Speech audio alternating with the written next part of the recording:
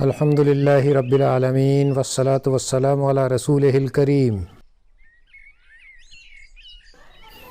رسول اللہ صلی اللہ علیہ وسلم نے فرمایا، جب رمضان آتا ہے تو جنت کے دروازے کھول دیے جاتے ہیں۔ رسول اللہ صلی اللہ علیہ وسلم نے فرمایا، جب رمضان کا مہینہ آتا ہے تو آسمان کے تمام دروازے کھول دیے جاتے ہیں، جہنم کے دروازے بند کر دیے جاتے ہیں اور شیاطین کو زنجیروں سے جکڑ دیا جاتا ہے۔